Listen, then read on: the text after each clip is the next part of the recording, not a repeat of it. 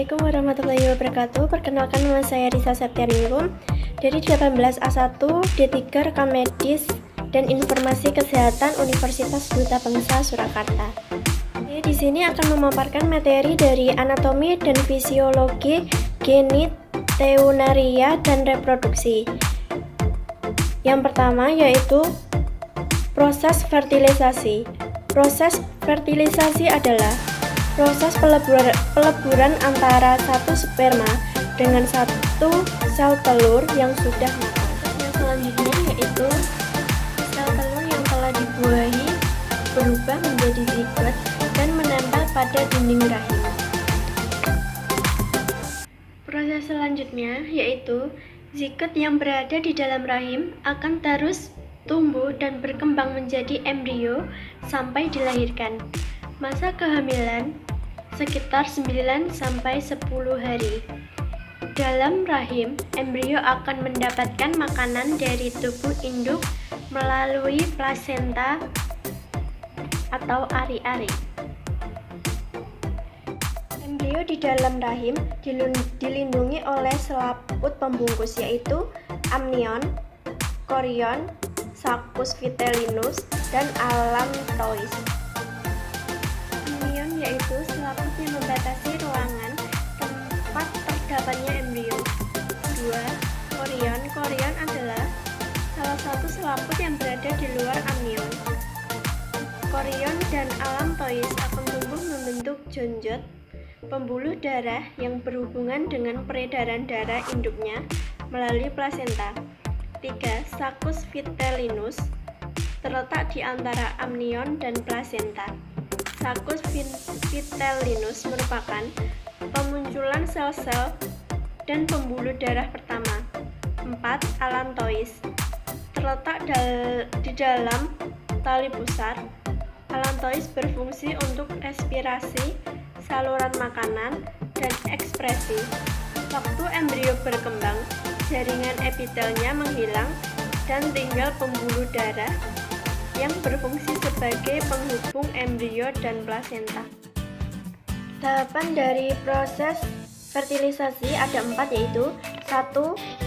Pre-implantation period yaitu dari selama 2-4 hari pertama pasca pembuahan. Plasenta yaitu sebagai berikut. A. Sebagai jalan pertukaran gas, makanan, dan zat sisa antara ibu dan janin. B. Melindungi janin dari penyakit dengan membentuk imunitas secara pasif. C. Melindungi janin dari organisme patogen dan menghasilkan antibodi. Yang kedua yaitu tahap embryonic period. Tahap perkembangan didominasi oleh pembentukan kepala. Tahap embryonic period yaitu ciri wajah makin terlihat jelas, telinga, mata, hidung, dan leher sudah terbentuk secara normal. Terbentuknya lengan yang diawali dengan pembentukan jari-jari, daerah kepala dan jantung akan mengalami pembesaran. Hati juga tumbuh dengan cepat hingga mendominasi organ-organ perut. Tahap yang ketiga yaitu fetus periode. Selama 6 bulan pada periode fetus, terjadi perkembangan yang sangat cepat. Yang keempat yaitu embryo development, adalah perkembangan embrio sesuai usia. Dari 1 bulan sampai 9 bulan lebih 10 hari. Adapun hormon yang berperan pada proses persalinan yaitu sebagai berikut. 1. Hormon relaksin adalah mempengaruhi fleksibilitas simfisis pubis atau tulang kemaluan. 2. Hormon estrogen dan prostaglandin berperan mengatasi pengaruh hormon progesteron yang menghambat kontraksi dinding rahim. Yang ketiga, hormon oksitosin adalah mempengaruhi kontraksi dinding uterus. Kelahiran.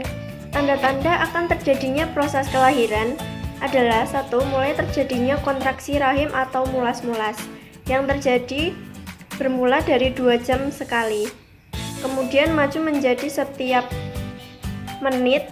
Yang kedua yaitu Kemudian terjadinya pembukaan pada vagina mulai 1 cm. Yang ketiga, pecahnya air ketuban dialami seperti BAK yang sangat banyak.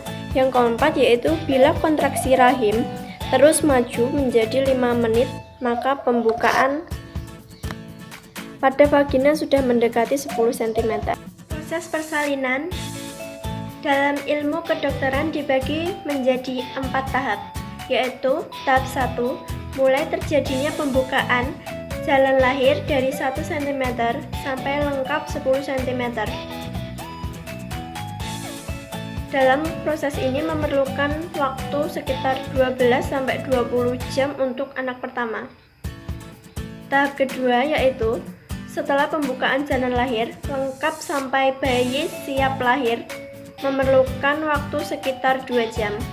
Yang ketiga yaitu mulai saat bayi lahir sampai keluar ari-ari. Pada tahapan ini, otot rahim berkontraksi, serviks membesar, dan bayi didorong keluar. Tahap yang keempat, yaitu setengah jam pasca kelahiran, beberapa saat setelah bayi lahir dilakukan pemotongan tali pusar. Pada tali pusar tidak terdapat jaringan syaraf, sehingga tidak terasa sakit sewaktu dipotong. Keluarnya plasenta terjadi kira-kira 30 menit setelah bayi keluar karena dinding rahim berkontraksi lagi. First method yang kedua yaitu hypnobirthing, yaitu berketerampilan untuk meningkatkan ketenangan pikiran guna mempersiapkan dan menjalani kehamilan hingga menghadapi persalinan dengan nyaman. Metode yang ketiga yaitu water birth, mampu mereduksi rasa sakit. Persalinan di dalam kolam berisi air hangat juga membuat ibu hamil memiliki tenaga lebih untuk mengejan. Manfaat dari water birth bagi bayi yaitu 1. Menurunkan resiko cedera kepala bayi. 2. Pakar kesehatan meyakini bahwa lahir dengan metode ini memungkinkan IQ bayi menjadi lebih tinggi. Yang ketiga, peredaran darah bayi akan lebih baik sehingga tubuh bayi akan cepat memerah setelah dilahirkan. Resikonya, kemungkinan air kolam tertelan oleh bayi sangat besar. Kondisi ini menyebabkan proses membutuhkan bantuan dokter kebidanan dan kandungan. Juga spesialis anak yang akan melakukan pelakuannya. Alat kontrasepsi dibedakan menjadi 2, yaitu kontrasepsi permanen dan kontrasepsi non-permanen. Kontrasepsi permanen yaitu kontrasepsi yang dilakukan dengan cara memotong saluran sel kelamin sehingga masa berlakunya selamanya, dengan nama tubektomi dan vasektomi. Yang kedua yaitu kontrasepsi non-permanen, yaitu kontrasepsi dengan cara menggunakan alat bantu sehingga masa berlakunya hanya sementara. Kontrasepsi non-permanen dibedakan menjadi 2, yaitu tanpa alat bantu dan dengan alat bantu. Tanpa alat bantu yaitu 1. Memperpanjang masa menyusui, 2. Tidak melakukan hubungan intim pada waktu masa subur wanita, 3. Mengeluarkan sperma di luar tubuh agar tidak masuk dalam uterus wanita. Yang kedua yaitu dengan alat bantu. 1. Memakai alat yang menghalangi terjadinya ovulasi dengan pemakaian hormon seperti pil KB, susu KB, dan KB susu. Yaitu nifas. Nifas adalah darah yang keluar dari rahim setelah melahirkan yang berwarna merah gelap.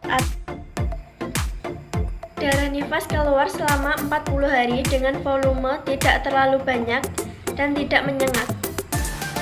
Fungsi dari nifas yaitu organ-organ yang berperan selama kehamilan atau dalam kurung rahim, serviks, vagina akan kembali seperti sebelum hamil. Sekian materi dari saya. Jika ada salah kata, saya mohon maaf. Terima kasih. ya.